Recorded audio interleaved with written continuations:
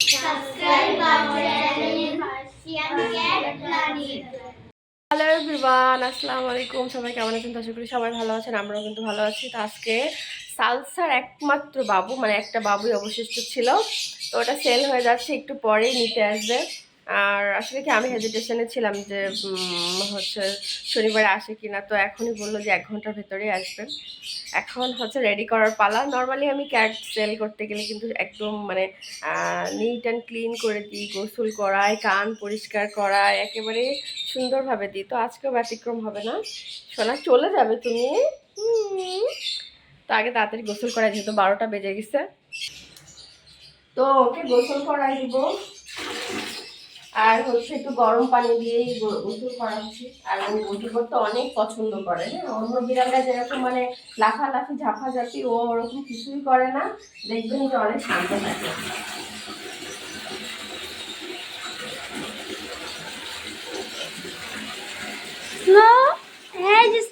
আর বরাবরের মতন এই যে অ্যান্টি ফাঙ্গাল শ্যাম্পুটা দিয়ে ওরা গোসল করাই দিব। আমি তো এই শ্যাম্পুটা সবসময় ব্যবহার করি। তো গোসলটা তাড়াতাড়ি করাই দিই, 12টা বাজে। মানে টাইমটাও খুব সুন্দর। অন্য বিড়ালের মতন কোনো লাফালাফি নেই। অন্যদের যেমন ছাদে নিয়ে যেতে হয়, আমার এই বিড়ালটাকে মানে আল্লাহর রহমতে কোনো সমস্যা নেই।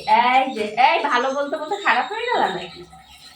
তো নরমালি আমি কিন্তু বিড়াল যখন ডেলিভারি দিই, গোসল করিয়ে দিই। এটা আমার ভালো লাগে। মানে এইটা একটা প্রফেশনালিজমের ভিতরে পড়ে। আমার কাছে যেটা মনে হয়, যেহেতু আমি এটা বিক্রি করি, এটা থেকে আমার টাকা আর্ন করি। যদিও সেই টাকাটা ওদের পেছনে খরচ হয়ে যায়, তারপরেও কিন্তু আমি টাকাটা আর্ন করি। তো যেখান থেকে আমি টাকা পাচ্ছি, তো সেই কাজে কিন্তু অবশ্যই আমাকে একটু ডেডিকেটেড থাকতে হবে। যার কারণে আমি সবসময় বিড়ালকে একেবারে নখ কেটে, গোসল করিয়ে, কান পরিষ্কার করে, ৩ টা কাজ আমি অবশ্যই মেইনটেইন করি। এটা আমার কি বলবো, একদম শুরু থেকে এখনো পর্যন্ত। মানে এখনো আমার এমন হয়নি যে ওদেরকে আমি ক্লিন আপ না করে, খুব সুন্দর করে পরিষ্কার না করে আমি সেল করছি। যদি হঠাৎ করে কেউ এসে দেখা গেল দেখতে আসছে, পছন্দ হয়েছে নিয়ে গেছে, সেটা আলাদা বিষয়। কিন্তু সেক্ষেত্রেও আমি সময় নিই যে আপনি কালকে যদি নিতে পারেন সেটা ভালো হয়।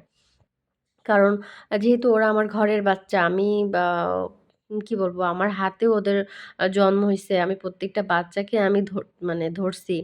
সেখানে ওরা আমার কাছ থেকে মানে হঠাৎ করে চলে যাবে, এই বিষয়টা না আমি ঠিক মেনে নিতে পারি না। তো বাবু সোনার গোসলটা কিন্তু প্রায় হয়ে গেল। আর যখন গোসল করানো হয়, যখন গায়ে পানি দেওয়া হয়, তখন মনে হয় না যে পার্সিয়ান ক্যাট। একদম গায়ে কিচ্ছু নাই। দেশি বিড়ালের মতন অবস্থা। দেশি বিড়াল তো তাও হেলদি হয়। আর এদের অবস্থা কি দেখেন। খুব হাসি পায় আমার দেখতে। আর এই যে গোসল করার পর রোদে শুকাতে নিয়ে আসলাম। কারণ রোদে, এই যেহেতু ঠান্ডা পড়ছে, রোদে শুকালে কিন্তু ঠান্ডা লাগার পসিবিলিটি একদম থাকে না। আর গাটা বেশ ওয়ার্ম থাকে। তো আপনারা ভিডিওটা দেখতে থাকেন, তার ভেতর আমি অন্য একটা গল্প শুরু করে দিই। আজকের ভিডিওর টাইটেলে কি দেখছেন? একটা বিড়াল নিতে এসে আরেকটা বিড়াল নিয়ে যাচ্ছে। তো আমার এই ১ বছর ক্যাট সেলিং লাইফে আমার এরকম হয়নি যে একটা ক্যাট নিতে এসে আরেকটা ক্যাট নিয়ে গেছে। কিন্তু এইবারই হইছে। এই যে আমি জানি সালসার বিড়ালকে নিবে। তো আমি কিন্তু সেভাবে সালসার বিড়ালকে রেডি করতেছি। আমি গোসল করাই, ফ্রেশ করাই, কান পরিষ্কার করি, আগের দিন নখ কেটে একেবারে A to Z পারফেক্ট ভাবে। ইভেন আমি দেওয়ার আগে কিন্তু খুব ভালো করে পেট ভরায় খাওয়াই দিই। কারণ নতুন জায়গায় গেলে ওরা কিন্তু খায় না। বেশ দেখা গেল একবেলা খায় না। যার কারণে আমি হচ্ছে দেওয়ার আগে পেট ভরায় খাওয়াই দিই। এই যে দেখুন, এখানে কিন্তু মানে মাছের পরিমাণটাই বেশি। আমি কিন্তু খুব সামান্য ভাত দিই। এই যে। তো যখন আরকি উনি আসছে আমার বাসায়, তখন এটাকেই নিবে। মানে আ কথাবার্তা ফাইনাল, বাস্কেট রেডি। তখন হঠাৎ করে সিমির যে বাচ্চা ছিল, ওর প্রায় ১৫-২০ দিনের বড়, জিনি। জিনির ভিডিও তো আপনারা প্রিভিয়াস ইসে দেখছেন। তো আমি আসলে জানি না যে এরকম হবে, যার কারণে জিনির কোনো ফুটেজই আমি নিতে পারিনি। তো বলছে যে, "না, আমি এই ক্যাটটা নিবো। ওকে আমার ভালো লাগছে। ও বেশি হেলদি। আমি জিনিকেই নিবো।" তো ঠিক আছে। আমার কাছে আর সব বিড়ালই সুস্থ। আমার সব বিড়ালই আমার কাছে একই রকম। তো এটা নিয়ে আসলে আমার তেমন কোনো আ কি বলবো, কথা বলারই নাই। তো এই যে হঠাৎ করে, হ্যাঁ, মানে কি বলবো, শুরু থেকে আপনারা ভিডিওটা দেখছেন একরকমভাবে। কিন্তু শেষে এসে কিন্তু মানে গুটি পাল্টায় গেল।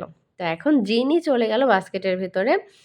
আর আমার স্নোকে আমি রেখে দিলাম। কিছুক্ষণ পরে দেখতে পারবেন যে স্নো নিচে, এই যে স্নো নিচে। যাকে গোসল করলাম, যাকে রেডি করলাম সে বিক্রি হলো না। এইটাই হচ্ছে তকদির, এইটাই হচ্ছে ভাগ্য। যার যেখানে রিজিক আছে তাকে সেখানেই যেতে হবে। এই কথাটা আমাদেরকে বিশ্বাস করতেই হবে। দেখুন, স্নোর যেখানে যাওয়ার কথা ছিল, যেখানে সব কনফার্ম, যেখানে ওকে গোসল করাইছি সেখানে আমার জিনি যাচ্ছে। আসলে ওর রিজিকটা কিন্তু এই বাড়িতেই আছে। তো কি বলবো, আল্লাহ তাআলা কিন্তু সবসময় আমাদেরকে বুঝায় দেয় যে কোনো কিছুই আমাদের হাতে নাই। যদিও আমি এই বিষয়টা নিয়ে আমি খুব ব্যক্তিগতভাবে কিছু হলে, "কেন আল্লাহ আমার সাথে এটা করলো?" এটা আমি খুব বলি। কিন্তু আসলে বলা ঠিক না, আর বলব না। আস্তে, আস্তে জিনিসগুলো কন্ট্রোল করতেছি। তো সন্ধ্যাবেলায় আমার বাসায় এক ঝাঁক আমার খুদে ভক্ত এবং সবাই হচ্ছে আমার সাবস্ক্রাইবার।